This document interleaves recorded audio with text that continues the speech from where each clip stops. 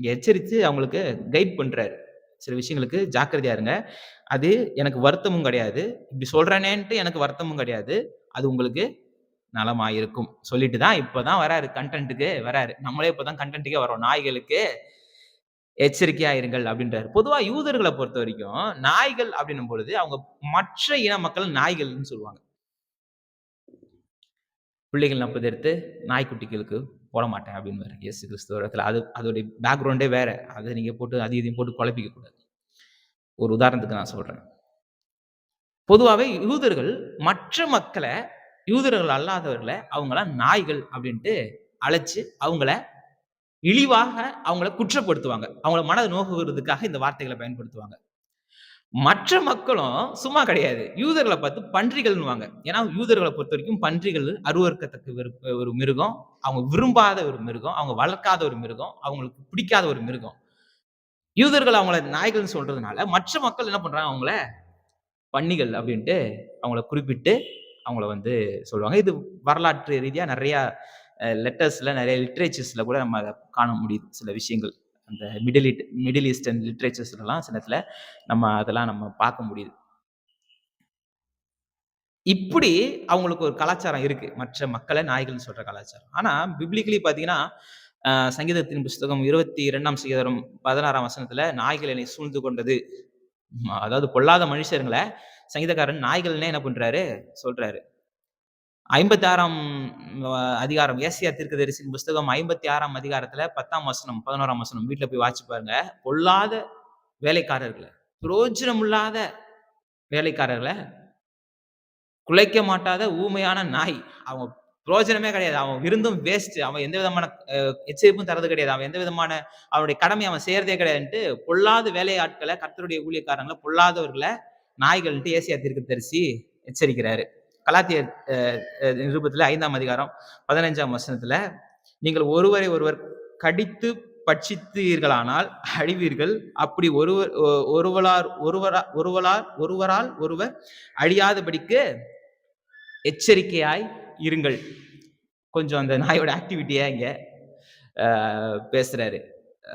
அதே மாரி பிலிப்பியர் நிருபத்துல 3ஆம் அதிகாரத்துல பார்த்தீங்கன்னா, 19ஆம் வசனத்துல பிலிப்பியர் 3:19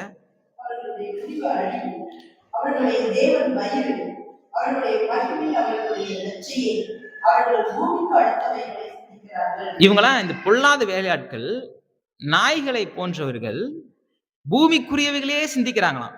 அவங்களுடைய சிந்தனை ஃபுல்லா எப்படி எத பேஸ் பண்ணி இருந்துச்சு, எதை மையப்படுத்தி இருக்குது, எதை நோக்கமா இருக்குதுன்னா, அவங்களுடைய வயிறுக்காக தான் இருக்கும். ஒரு நாய் ஒரு சாதாரண ஒரு நாய் பார்த்தீங்கன்னா, சோறு போட்டா போதும். சில இதெல்லாம் ட்ரெயின் பண்ண டாக்ஸ்லாம் இருக்குது. அது ஓனர் சாப்பாடு வச்சா தான் இருக்கும். அது வீட்லயே ஒருத்தர் சாப்பாடு வச்சா தான் சாப்பிடுற நாய்கள் கூட ட்ரெயின் பண்ண டாக்ஸ் இருக்கு. அத பத்தி இல்ல. பொதுவா நாய் சாப்பாடுனா குடுகுடுன்னு ஓடிரும். ஏதாவது ஒரு கறி குழம்பு சத்தம் நாங்க அப்படிதான். ஒரு நெறைய இந்த ஏரியாவுக்கு முதல்லயே வந்ததுனால, ஃபர்ஸ்ட் ரொம்ப இயர்லியாவே வீடுகள்லாம் இல்லாதபோது வந்துட்டோம். அதனால பேச்சு துணைக்கு எதுவுமே இருக்காது. அதனால எங்க நாய்க்குட்டி இருந்தாலும் தூக்கிட்டு வந்து விட்டுருவேன். விட்டுட்டு அதான் அத வச்சு தான் விளையாடுறது எல்லாம் பண்றது அப்பலாம். அந்த டைம்ல. பெருகிருச்சு. நாயெல்லாம் பயங்கரமா பெருகிருச்சு. அப்ப பார்த்தா, எங்க போனாலும் எல்லா நாயும் பின்னாடி வந்துட்டு இருக்கு. ஏன்னு பார்த்தா, இது வளர்ந்து மத்த இந்த ஏரியாவுக்கு போயிட்டு எல்லா இடத்துலயும் ஃபிரெண்ட்ஸ் இருக்கிற மாரி எல்லா ஏரியாவுக்கும் இங்கேருந்து நாய் சப்ளை ஆயிருக்கும். ஏன்னா, சோறு கண்ட இடத்துல சிலதெல்லாம் ஓடிரும்.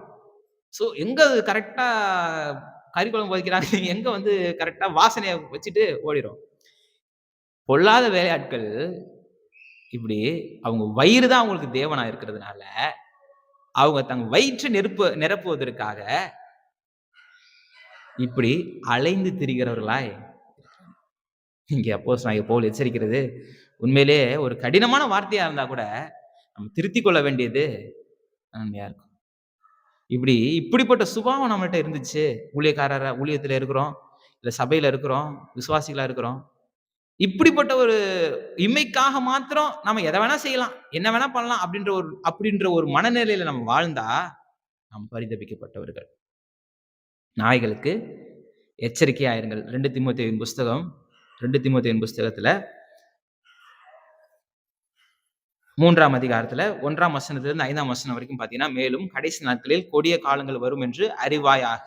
எப்படியெனில் மனுஷர் தற்பிரியராயும், பணப்பிரியராயும் வீம்புக்காரராயும், அகந்தையுள்ளவர்களாயும், தூஷிக்கிறவர்களாயும், தாய் தகப்பன்மார் கீழ்ப்படியாதவர்களாயும், நன்றி அறியாதவர்களாயும், பரிசுத்தம் இல்லாதவர்களாயும், சுபாவ அன்பில்லாதவர்களாயும், இனக்காரர்களாயும், அவதூறு செய்கிறவர்களாயும், இச்சை அடக்கம் இல்லாதவர்களாயும், கொடுமை உள்ளவர்களாயும், நல்லவரை பாய்க்கிறவர்களாயும், துரோகிகளாயும், துணிகரம் உள்ளவர்களாயும், இருமாப்புள்ளவர்களாயும், தேவ பிரியராயிராமல் சுகபோக பிரியராயும், தேவ பக்தியின் வேஷத்தை தரித்து அதன் பலனை மறுதளிக்கிறவர்களாயும் இருப்பார்கள். இப்படிப்பட்டவர்களை நீ விட்டு விலகு. இப்படிப்பட்டவர்களை விட்டு விலகுனா சபையில இப்படிலாம் இருக்கிறாங்க. சபையில இப்படிப்பட்டவங்களா இருக்கிறாங்க. இப்படிப்பட்டவங்களை விட்டு விலகு. தீத்துவின் புஸ்தகத்துல 1ஆம் அதிகாரம் 16ஆம் வசனத்துல சொல்ற பாருங்க, அவர்கள் தேவனை அறிந்திருக்கிறோம் என்று அறிக்கை பண்ணுகிறார்கள், கிரியையினாலோ அவரை மறுதளிக்கிறார்கள். அவர்கள் அருவருக்கப்படத்தக்கவர்களும் கீழ்ப்படியாதவர்களும் நற்கிரியை செய்யும் எந்த நற்கிரியை செய்யவும் ஆகாதவர்களுமாய் இருக்கிறார்கள். எந்த நற்கிரியுமே அவங்கள்ட்ட இல்ல அப்படின்றார்.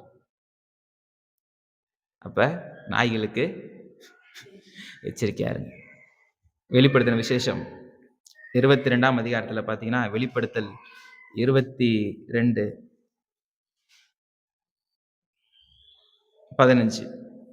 நாய்களும் சூனியக்காரரும் விபச்சக்காரரும்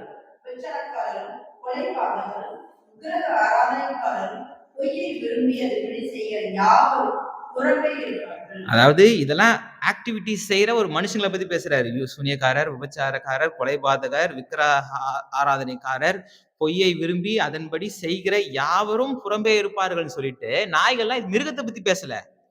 அந்த ஆக்டிவிட்டிஸ், அந்த நாய்க்குரிய சுபாவம், நாய்க்குரிய சுபாவத்தோடு கூட இருக்கிற பொல்லாத ஊழியக்காரங்க, பொல்லாத விசுவாசிங்க, அலைந்து திரிகிறவங்க, தங்களுடைய சுய பிரயோஜனத்துக்காக மாத்திரம் வாழ்கிறவங்க, கர்த்தரை மறுதளிக்கிறவங்க, நன்றியுள்ள இருதயத்தோடு இல்லாதவங்க, இவங்கெல்லாம் தேவன் ராஜ்யத்துல போகவே முடியாது.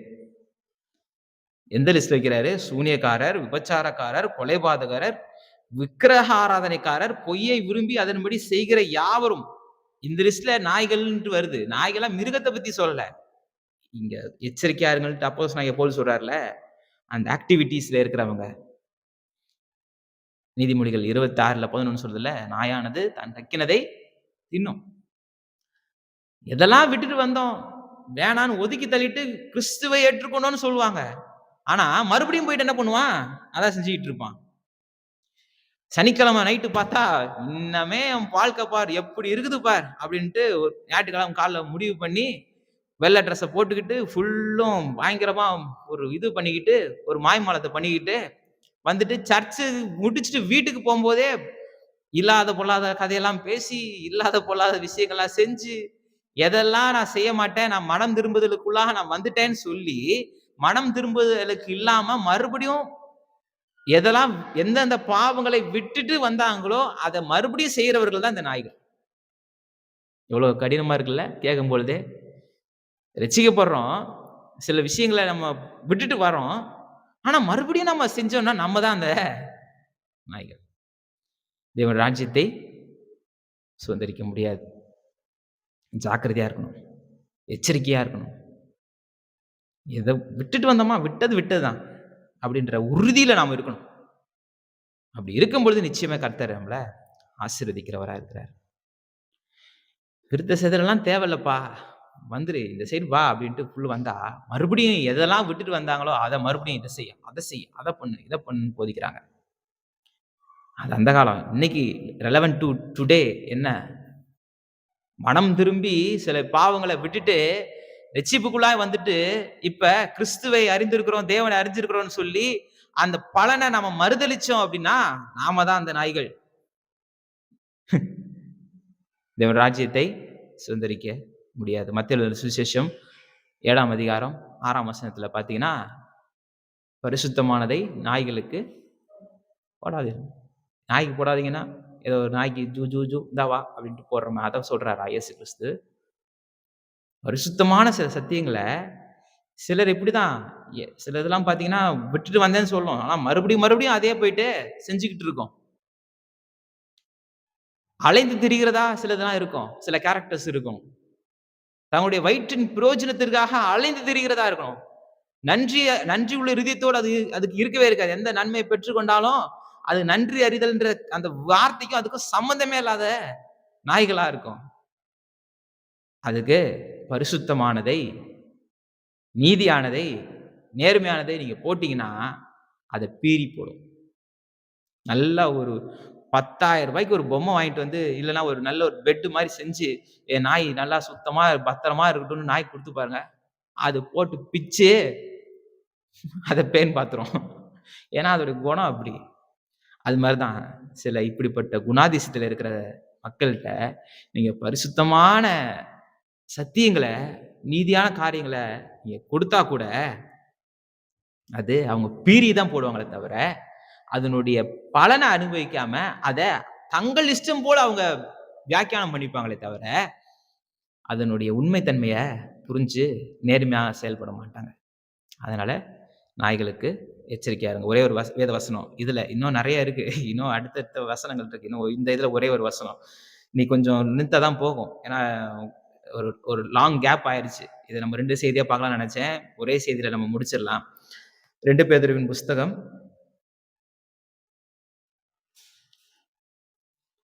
2ஆம் அதிகாரத்துல 18-20.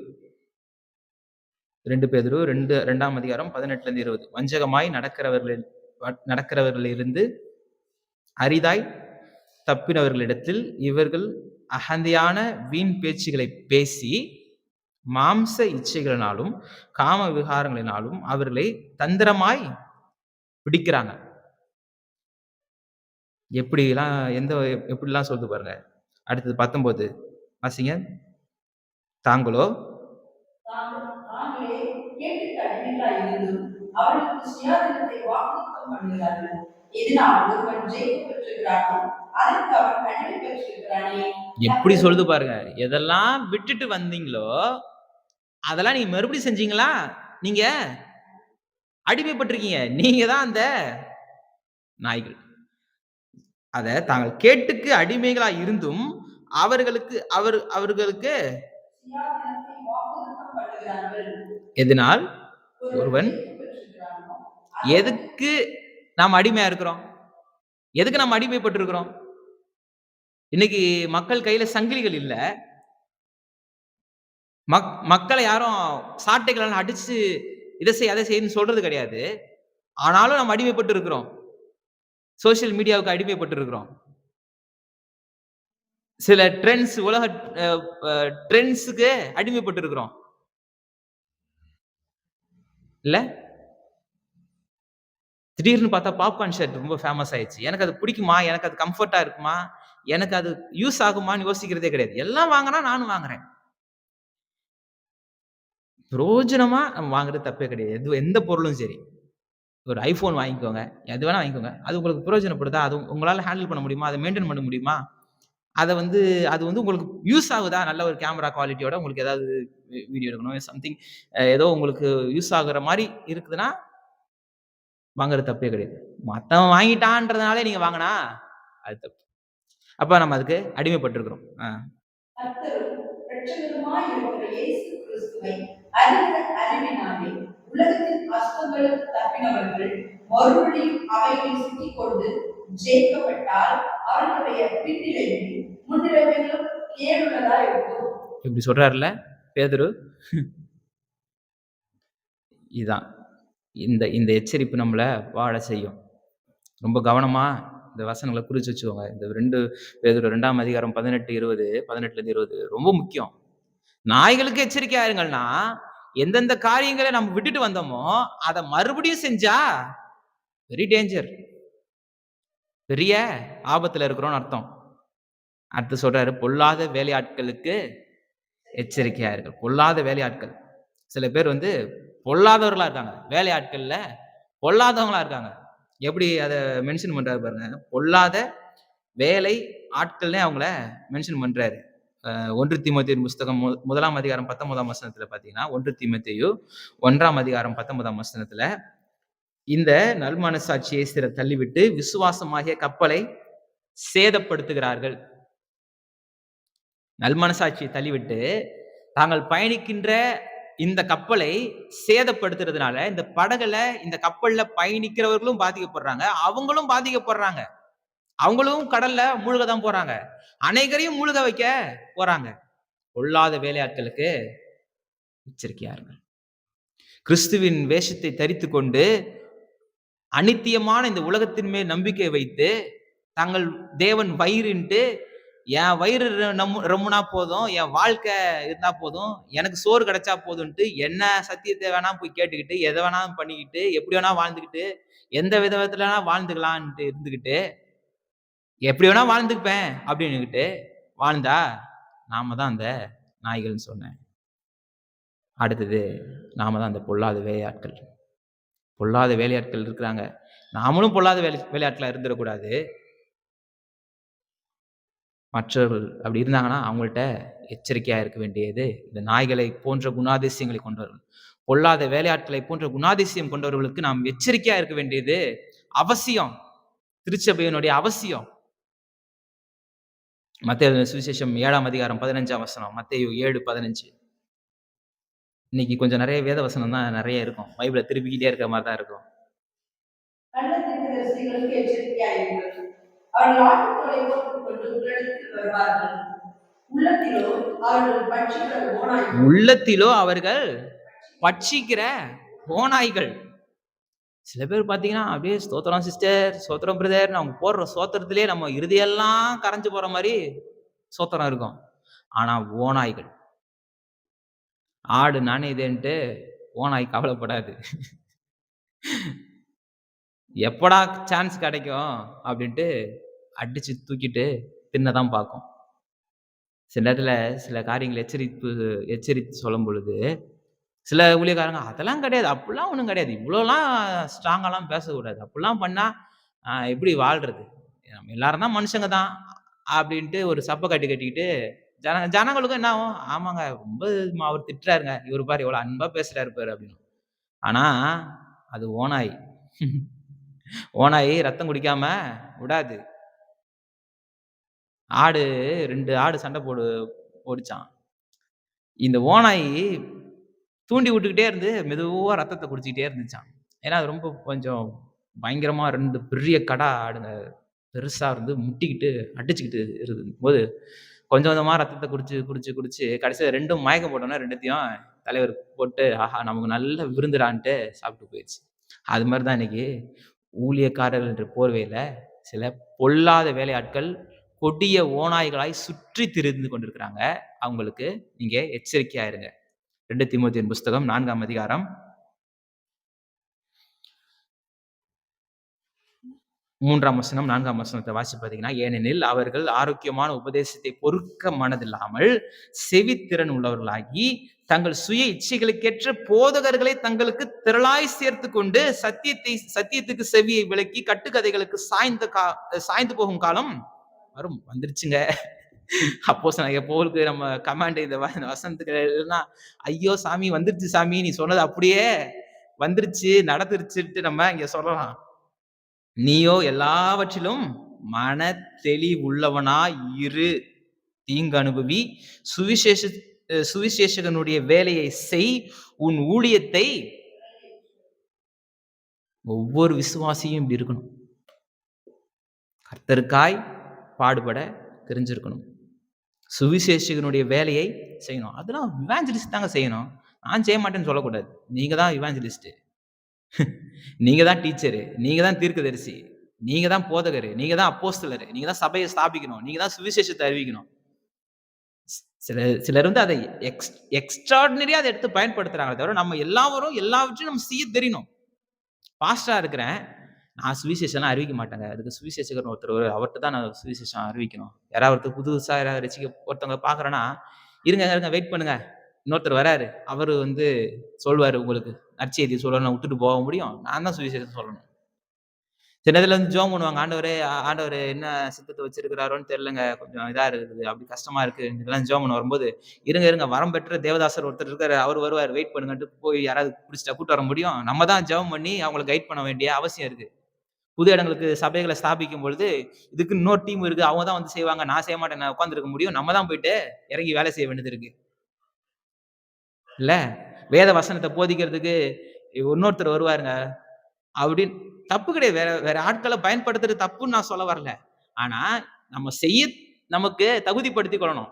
ஒரு பாஸ்டரா இருக்கிறேன். என்னால பைபிள் டீச் பண்ண முடியாதுன்னு நம்ம சொல்லக்கூடாது. வேத வசனத்த போதிக்க போதிக்க தெரிஞ்சிருக்கணும். வேத வசனத்த சரியா போதிக்க தெரிஞ்சிருக்கணும். அப்ப இங்க என்ன சொல்லுது? சுவிசேஷகனுடைய வேலையை செய். உன் ஊழியத்தை நிறைவேற்று. உனக்கான ஊழியத்தை நீ செய். கர்த்தர் உனக்கு என்ன நோக்கத்த வச்சிருக்கிறாரோ அத நீ நிறைவேத்து. மத்தேயு எழுதின சுவிசேஷம் ரொம்ப முக்கியமான வசனம். மத்தேயு எழுதின சுவிசேஷம் 7ஆம் அதிகாரத்துல 22லிருந்து 23 வாசிச்சு பார்த்தீங்கன்னா, மத்தேயு 7, 22, 23 இவங்களெல்லாம் அக்கிரம செய்கைக்காரரே அப்படின்னு அழைக்கிறாரு. என்ன பண்றாங்க? ஆண்டவரே, அந்நாட்களில் அநேகர் அநேகர் இந்த வார்த்தை பக்குன்னு இருக்குது. கொஞ்சம் பேர் கிடையாது. அநேகராம். இன்னைக்கு அன்னைக்கு சொன்னாரு என்னது அழைக்கப்பட்டவர்கள் சிலர், அழைக்கப்பட்டவர்கள் அநேகர், தெரிந்து கொள்ளப்பட்டவர்கள் சிலர்னாரு. வேலையாட்களை அனுப்பும்படி எஜமானத்தை வேண்டிக் கொள்ளுங்கள்னாரு. எங்க புரொஃபசர் ஒருத்தர் சொன்னாரு. ஒரு ஒரு அறுவடைக்கு ஆயத்தமா இருக்கிற இதுல வந்து வேலையாட்கள் இல்லாம இருந்துச்சு. அதனால வேலையாட்கள கூப்பிட்டு இந்த அறுவடைக்கு பயன்படுத்த சொல்லி ஆண்டவர்ட்ட ஜெபம் பண்ணுங்கன்னு சொன்னாங்க. இன்னைக்கு பார்த்தா வேலையாட்கள் பெருகி அறுவடைய மிதிச்சு போட்டு நாஸ்தி பண்ணிக்கிட்டு இருக்காங்கன்ட்டு எங்க ஒரு 15 வருஷத்துக்கு முன்னாடி நான் படிக்கும்போது எங்க புரொஃபசர் சொன்னாரு. உண்மை. நீங்க அநேகர் என்னை நோக்கி கர்த்தாவே கர்த்தாவே உமது நாமத்தினாலே தீர்க்க தரிசனம் உரைத்தோம் அல்லவா, உமது நாமத்தினாலே பிசாசுகளை துரத்தினோம் அல்லவா, உமது நாமத்தினாலே அநேக அற்புதங்களை செய்தோம் அல்லவா. பிசாசு துரத்துறது, தீர்க்க தரிசனம் சொல்றது, அற்புதங்கள் நடக்கிறது எல்லாம் மனுஷனால கிடையாது, அது தேவனாலன்ட்டு சபை என்னைக்கு புரிஞ்சுக்கணும்னே தெரியல. ஊழிய இது இப்படிப்பட்ட காரியங்களை பார்த்துட்டு பேன்னு இந்த பட்டி காட்டா முட்டாய் கடையை பார்த்த மாதிரி பல்ல இழிச்சுக்கிட்டு அதுக்கு பின்னாடியே ஓடிக்கிட்டு இருக்கு. அது ஓனாயா இருக்குது. சில நேரத்துல பிளாக் மேஜிக் மூலமா சில காரியங்களை செஞ்சுட்டு இருக்காங்க. நாடகக்காரர்களை உள்ள உட்கார வச்சுக்கிட்டு செய்யறாங்க. தெரியுமா? இதெல்லாம் கேள்விப்பட்டிருக்கீங்களா? கேள்விப்படலைன்னா சந்தோஷம். ஆனா தெரிஞ்சுக்கோங்க, உலகத்துல இப்படிலாம் நடக்குது. சபையில நடக்குது. இந்த உலகத்துல இருக்க சபையில இதெல்லாம் நடக்குது. அற்புதம் செய்யறேன்னு சொல்லிட்டு ஒரு நாடகத்துல நடிக்கிறவனை கூட்டு வந்து உட்கார வச்சுக்கிட்டு அவன் பாக்கெட்ல பத்தியா காசு வந்துருச்சு அப்படின்னு அவனும், என் கையில காசே இல்ல 50 ரூபாயோட வந்தேன், இங்க பாரு என் கையில இவ்வளவு வந்துருச்சு அப்படின்ட்டு அவன் எடுத்து காமிக்கிறான். எதிர அடிச்சு திருத்துறதுனே தெரியல. வயசுல பெரியவங்களா இருக்காங்க. வாசிங்க.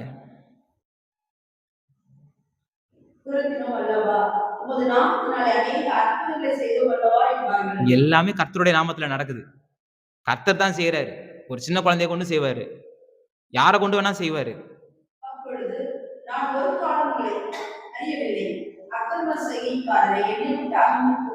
அக்கிரம செய்கைக்காரரே என்னை விட்டு அகன்று போங்க. பொல்லாத ஊழியர்கள் பெறப்போகும் தண்டனை தான். யூதாவின் புஸ்தகம் 4ஆம் அதிகாரம். யூதால ஒரே ஒரு அதிகாரம் தான் இருக்கு. ஆனா ரொம்ப கஷ்டப்பட்டு தேட தேவையில்ல. ஒரே அதிகாரம் தான். யூதாவின் புஸ்தகம் 4ஆம் வசனம் வாசிங்கன்னா, ஏனெனில் நமது தேவனுடைய கிருபையை காம விகாரத்திற்கு ஏதுவாக புரட்டி ஒன்றான ஆண்டவராகிய தேவனையும் நம்முடைய கர்த்தராகிய இயேசு கிறிஸ்துவையும் மறுதலிக்கிற பக்தியற்றவர்கள் சிலர் பக்க வழியாய் நுழைந்திருக்கிறார்கள். அவர்கள் இந்த ஆக்கினைக்குள்ளாவார்கள் என்று பூர்வத்திலே எழுதியிருக்குது. நீங்க தொடர்ந்து வாசிங்க. அப்படியே 10ஆம் வசனத்திலிருந்து வாசிங்கன்னா, இவர்கள் தங்களுக்கு தெரியாதவைகளை தூஷிக்கிறார்கள். புத்தி இல்லாத மிருகங்களைப் போல சுபாவத்தின்படி தங்களுக்கு தெரிந்திருக்கிறவர்களாலே தங்களை கெடுத்துக் கொள்கிறார்கள். அப்படியே இவர்களுக்கு ஐயோ, காயனுடைய வழியில் நடந்து பிழையாமின் கூலிக்காக செய்த வஞ்சகத்தினாலே விரைந்தோடி கோரா எதிர்த்து பேசின பாவத்திற்குள்ளாகி கெட்டு போகிறார்கள். ஒரு பொல்லாத ஊழியக்காரங்க எப்படிலாம் இருக்கிறாங்கன்றத இங்க வந்து அப்படியே லிஸ்ட் போடுறாரு. பழைய ஏற்பாட்டுல இருந்து நடந்த சம்பவங்களை ஒண்ணு சொல்லி அந்த சம்பவங்களின்படியே இப்பயும் என்ன பண்றாங்க, செய்யறாங்க. தங்கள் அவமானங்களை நுரை தழுகிற அமளியான கடல்களுக்கும் மார்க்கம் தப்பி அலைகிற நட்சத்திரங்களுமாய் இருக்கிறார்கள். இவர்களுக்காக என்றென்றைக்கும் காரிருளே வைக்கப்பட்டிருக்கிறது. நீங்க யூதாவின் புஸ்தகத்தை தொடர்ந்து வாசிச்சு பாருங்க. இவ்வளோ ஒரு எச்சரித்து பொல்லாத வேலையாட்களுக்கு எச்சரிக்கையா இருங்கன்ட்டு யூதா எப்படி எழுதுறாரு பாருங்க. அப்போஸ்தலனாகிய யூதா எவ்வளவு சூப்பரா எழுதுறாரு பாருங்க. கவனமா இருக்க வேண்டிய அவசியம் இருக்குது. கடைசியா பார்த்தீங்கன்னா, சுன்னத்துக்காரர்களுக்கு எச்சரிக்கையா இருங்க. நாய்களுக்கு எச்சரிக்கையா இருங்க. மனம் திரும்பியும் தாங்கள் விட்டு வந்த வழிகளுக்கு திரும்ப போனவர்களுக்கு எச்சரிக்கையா இருங்க. உங்களை பொல்லாத வழிகளுக்கு கர்த்தருடைய வழிகளை விடுத்து பொல்லாத வழிகள் நடத்துற ஓநாய்களா இருக்கிற பொல்லாத ஊழியக்காரங்க வேலையாட்களுக்கு எச்சரிக்கையா இருங்க. 3வது, தங்கள் மாம்சத்தை நம்பி வாழுகிறவர்கள் இந்த சுன்னத்துக்காரர்களுக்கு எச்சரிக்கையா இருங்க. இந்த விருத்த சேதனம்ன்றது ஆண்டவர் கொடுத்த கட்டளை. ஆதியாகமத்தின் புஸ்தகம் வீட்ல போய் வாசிங்க. ஆதியாகமத்தின் புஸ்தகம் 17ஆம் அதிகாரம் 10ஆம் வசனத்திலிருந்து 14ஆம் வசனம் வரைக்கும் வாசிச்சு பார்த்தீங்கன்னா, ஆபிரகாமுக்கு கர்த்தர் கொடுத்தாரு. கட்டளையா கொடுத்தாரு. ஆனா, புதிய ஏற்பாடு திருச்சபை செய்யணுமான்னு கேட்டா, செய்ய வேண்டிய அவசியம் கிடையாது. ஆனா, சிலர் என்ன பண்றாங்க, அதை செஞ்சாதான் நீ ரட்சிக்கப்படுவன்ற மாரி எல்லாம் போதிச்சுட்டாங்க. அதான் ரோமர்களின் நிருபத்துல 2ஆம் அதிகாரத்துல சொல்றாரு பாருங்க. ரோமர் 2ல 25லிருந்து 29 வாசிச்சு பார்த்தீங்கன்னா, நீ நியாயப்பிரமாணத்தை கைக்கொண்டு நடந்தால் விருத்த சேதனம் பிரயோஜனம் உள்ளதுதான் அப்படின்னு சொல்லிட்டு ஆரம்பிக்கிறாரு. நமக்கு டைம் இல்ல. வீட்ல போய் வாசிச்சு பாருங்க. ரோமர் 2:25லிருந்து கடைசி 29ல பார்த்தீங்கன்னா, உள்ளத்திலே யூதனானவன் யூதன் எழுத்தின்படி உண்டாகாமல் ஆவியின்படி இருதயத்தில் உண்டாகும் விருத்த சேதனமே விருத்த சேதனம். இப்படிப்பட்டவனுக்குரிய புகழ்ச்சி மனுஷரால் அல்ல தேவனால் உண்டாயிருக்கிறது. விருத்த சேதனம்ன்றது ஒரு உடன்படிக்கை. அது உடன்படிக்கைக்கான ஒரு வெளியரங்கமான மாம்சீகமான ஒரு அடையாளம். அந்த அடையாளம் இன்னைக்கு இருதயத்தில் இருக்கணும். ஒவ்வொரு விசுவாசிகளுக்கும் இருதயத்தில் இருக்க வேண்டியது. இருதயத்துல நாம விருத்த சேதனம் பண்ணப்பட்டவர்களாய் நாம இருக்க வேண்டிய அவசியம் நமக்கு இருக்கு. கர்த்தருக்கு பிரியமில்லாத அழுக்குகளை, கசடுகளை நாம வெட்டி அகற்ற வேண்டிய அவசியம் நமக்கு இருக்கு. கர்த்தருக்கு பிரியமில்லாத காரியங்கள் நம்ம இருதயத்துல இருக்கிற காரியங்களை புறந்தள்ள வேண்டிய கட்டாயம் நமக்கு இருக்கு. இந்த விருத்த சேதனம் கண்டிப்பா நமக்கு இருக்கணும். கலாத்தியருக்கு எழுதின நிருபத்துல 5ஆம் அதிகாரம். கலாத்தியர் 5:1-3 மனுஷராலும் அல்ல 5ஆம் அதிகாரம். கலாத்தியர் 5:1-3 ஆனபடியினால் நீங்கள் மறுபடியும் அடிமைத்தனத்தின் நுகத்திற்குட்படாமல் கிறிஸ்து நமக்கு உண்டாக்கின சுயாதீன நிலைமையிலே நிலை கொண்டிருங்கள். இதோ நீங்கள் விருத்த சேதனம் பண்ணிக்கொண்டால் கிறிஸ்துவினால் உங்களுக்கு ஒரு பிரயோஜனமும் இராது என்று பவுலாகிய நான் உங்களுக்கு ஏன் பவுலாகிய நான் உங்களுக்கு சொல்றேன்னா, நானே விருத்த சேதனம் பண்ணிக்கிட்டவன் தான். எதனால கிறிஸ்தவன் ஆயிட்டு விருத்த சேதனம் பண்ணல. நான் பாரம்பரியமா விருத்த சேதனத்தை பின்பற்றி அந்த சடங்குகள் முறைப்படி இருந்தவன். நான் சொல்றேன்ப்பா, அது தேவையில்லை அப்படின்றாரு. பவுலாகிய நானே சொல்றேன் அப்படின்னும் போது, கிறிஸ்தவனாய் மாறிக்கிட்டு விருத்த சேதனம் பண்ணிக்கிட்டவர் கிடையாது இவரு. இவர் யூத பாரம்பரியத்தின்படி விருத்த சேதனம் பண்ணிக்கிட்டு அந்த முறைமையின்படி வாழ்ந்த மனுஷன். இப்ப இவர் அட்வைஸ் பண்றாரு, மற்ற ஜனங்களுக்கு அட்வைஸ் பண்றாரு. கலாத்திய திருச்சபைக்கு புறவினத்தார் திருச்சபைக்கு அட்வைஸ் பண்றாரு. அது தேவையில்லை அப்படின்றத ரொம்ப தெளிவா அவர் சொல்றாரு. 3ஆம் வசனத்தை வாசிச்சு பார்த்தீங்கன்னா, மேலும் விருத்த சேதனம் பண்ணி கொள்கிற எந்த மனுஷனும் நியாயப்பிரமாணம் முழுவதும் நிறைவேற்ற கடனாளியாய் இருக்கிறான் என்று மறுபடியும் அப்படிப்பட்டவனுக்கு சாட்சியாக சொல்றேன். இது பயங்கரமான இது. நியாயப்பிரமாணத்தை யாராவது கடைபிடிக்க முடியுமா? நியாயப்பிரமாணத்தின் மூலமா ஒருத்தரும் ரட்சிக்கப்பட முடியாது. அடுத்தடுத்த நீங்க கலாத்தியர் 2ல வாசிச்சு பார்த்தீங்கன்னா, 2:16ல வாசிச்சு பார்த்தீங்கன்னா, கலாத்தியர் நிருபத்துல 2:16ல நியாயப்பிரமாணத்தின் கிரியைகளாலே எந்த மனுஷனும் நீதிமானாக்கப்படுகிறது இல்லையே அப்படின்ட்டாரு. சொல்லிட்டு தான் இப்ப சொல்றாரு, நீ விருத்த சேதனம் பண்ணிட்டீன்னா நீ நியாயப்பிரமாணத்துல இருக்கிற மத்த எல்லாத்தையும் நீ என்ன பண்ண வேணும்? செய்யணவனா இருக்கணும். செஞ்சியா? சரியா? செய்யல. அப்புறம் எதுக்கு இது மட்டும் நீ ஃபாலோ பண்ணணும்னு சொல்ற? அதனால அதெல்லாம் தேவையில்லாத காரியம் அப்படின்ட்டு சொல்லிட்டு, இந்த சுன்னத்துக்காரர்களுக்கு நீங்க எச்சரிக்கையா இருங்கன்ட்டு இந்த கலாத்தியர் 5 நீங்க வீட்ல போயிட்டு மறுபடியும் வாசிங்க. எதெல்லாம் நான் வீட்ல போய் வாசிங்கன்னு சொல்றேனோ அதெல்லாம் கொஞ்சம் வீட்ல போய் நீங்க வாசிச்சு பாருங்க. அப்பதான் கொஞ்சம் நல்லா இருக்கும். அடுத்து 3ஆம் வசனம். நம்ம டாபிக் வந்துரும். பிலிப்பியர் 1:3.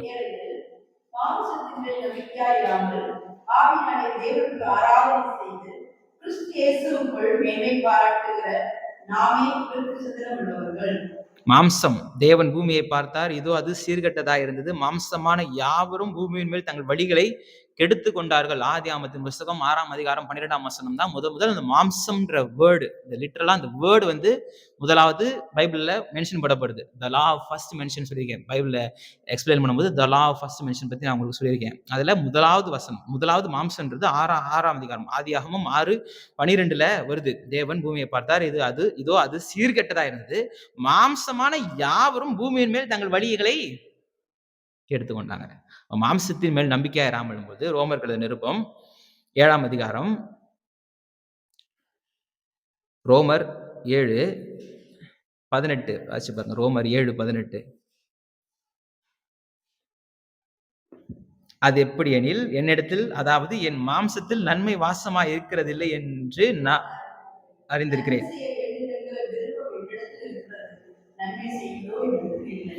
அப்ப மாம்சத்தின் மேல் நம்பிக்கையா இருந்தா அது வேஸ்ட். மாம்சத்தின் மேல் நம்பிக்கையா இருக்கிறது அது நமக்கு பூரணப்படுத்தாது. நியாயப்பிரமாணத்தின் மேல் நியாயப்பிரமாணம் நம்மளே நீதிமானாக்கப்படாது. கலாத்தியர்ல இப்பதான் நம்ம வாசிச்சோம் 2:16. அதே கலாத்தியர் இருக்கிற நிருபத்துல 5:24 வாசிச்சு பார்த்தீங்கன்னா, 5ஆம் அதிகாரம் 24ஆம் வசனத்துல வாசிச்சு பார்த்தீங்கன்னா, கிறிஸ்துவனுடையவர்கள் தங்கள் மாம்சத்தையும் அதன் ஆசை இச்சைகளையும் சிலுவையில அறைந்திருக்கிறார்கள் அப்படின்ட்டு. எபேசியர் 2:8-9, எபேசியர் இருக்கிற நிருபம் 2ஆம் அதிகாரம் 8ஆம் வசனம் 9ஆம் வசனத்தை வாசிச்சு பார்த்தீங்கன்னா, கிருபையினாலே விசுவாசத்தை கொண்டு ரட்சிக்கப்படுவீர்கள், இது உங்களால் உண்டானது அல்ல, இது தேவனுடைய ஈவு. நீங்க உங்க ரட்சிப்புன்றது மாம்சத்தினால் உண்டானது கிடையாது, உங்களுடைய சுயபலத்தினால் உண்டானது கிடையாது, உங்களுடைய நற்கிரியைகளால் உண்டானது கிடையாது. உங்களுடைய மீட்புன்றது, உங்களுடைய ரட்சிப்புன்றது கர்த்தர் கொடுத்த ஈவு. ஒரு மேன்மை பாராட்டாதபடிக்கு இது கிரியைகளால் உண்டானதல்ல சொல்லிட்டு 3ஆம் வசனத்துல பிலிப்பியர் 1:3 சொல்றாரு, மாம்சத்தின் நம்பிக்கை அறாமல் ஆவியினாலே ஆராதனை செய்யுங்கள். மாம்சத்தின் மேல் நம்பிக்கை இருக்காதீங்க, ஆனா ஆவியில கர்த்தரை ஆராதிங்க. ஆவியோடும் துதிப்பேன், கருத்தோடும் துதிப்பேன்.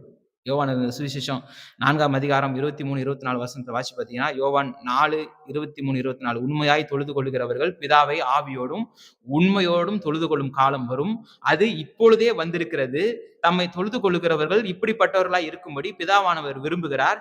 தேவன் ஆவியா இருக்கிறார், அவரை தொழுது கொள்ளுகிறவன் ஆவியோடும் உண்மையோடும் அவரை தொழுது கொள்ள வேண்டும் என்று கர்த்தர் நமக்கு சொல்லியிருக்கிறார். அப்ப ஜாக்கிரதையா இருக்க வேண்டிய அவசியம், கடமை நமக்கு இருக்கு. நாமே அந்த விருத்த சேதனம் உள்ளவர்கள், நாம தான் உடன்படிக்கைக்கு சொந்தக்காரர்கள் அப்படின்னு முடிக்கிறாரு. இருதயத்தில் விருத்த சேதனம் பண்ணியிருக்கோம், நாம தான் அந்த உடன்படிக்கைக்கு, ஆபிரகாமுக்கு கர்த்தர் கொடுத்த அந்த உடன்படிக்கைக்கு நாம சொந்தக்காரங்க. மாம்சத்தின்படி நீ விருத்த சேதனம் பண்ணாதான் நீ சொந்தக்காரன், அப்பதான் நீ ரட்சிக்கப்பட்டன்ட்டு போதிக்கல, அது தப்பு. ஆனா இருதயத்துல விருத்த சேதனம் பண்ணிக்கிட்டவர்களா நாம இருக்கணும். நாய்களுக்கு எச்சரிக்கையா இருக்கணும், பொல்லாத வேலைக்காரர்களுக்கு எச்சரிக்கையா இருக்கணும். மாம்சத்தை போதிக்கிற இந்த மாதிரியான நியாயப்பிரமாண போதகராக இருக்க சுன்னத்துக்காரர்களுக்கு எச்சரிக்கையா இருக்கணும். சந்தோஷமா இருக்கணும், அதான் ஃபர்ஸ்ட். எல்லா சூழ்நிலையிலும் நம்ம சந்தோஷமா இருக்கணும். முதலாவது இப்படிப்பட்ட காரியங்களுக்கு எச்சரிக்கையா இருக்கணும். மாம்சத்தில் மேல் நம்பிக்கையா இல்லாம ஆவியினாலே கர்த்தருக்கு ஆராதனை செய்யணும். இதெல்லாம் செய்யும் பொழுதுதான் நாம கர்த்தருக்கு ஏற்றவர்களாய் நாம இருக்கிறோம். ஒரே ஒரு வேத வசனத்தை நம்ம வாசிச்சுட்டு நாம் நிறைவு செய்யலாம். கொலோசியர்கள் நிருபம் 2ஆம் அதிகாரம் 11ஆம் வசனத்தை சொல்றாரு, அல்லாமலும் நீங்கள் கிறிஸ்துவை பற்றும் விருத்த சேதனத்தினாலே மாம்சத்துக்குரிய பாவ சரீரத்தை களைந்து விட்டதினால் கையால் செய்யப்படாத விருத்த சேதனத்தை அவருக்குள் பெற்றீர்கள். கையால் பெறாத விருத்த சேதனத்தை அவருக்குள்ளாக நாம பெற்று கொண்டிருக்கிறோம். கிறிஸ்துவை பற்றும் விசுவாசத்தினால் மாம்சத்திற்குரிய பாவ சரீரத்தை நாம் களைந்து விட்டு செயல்பட வேண்டிய அவசியம் நமக்கு இருக்கு. அப்ப இந்த விஷயங்களுக்கு, இந்த காரியங்களுக்கு நம்ம எச்சரிக்கையா இருக்க வேண்டிய அவசியம் நமக்கு இருக்கு. நம்ம எழுந்து நிற்கலாம்.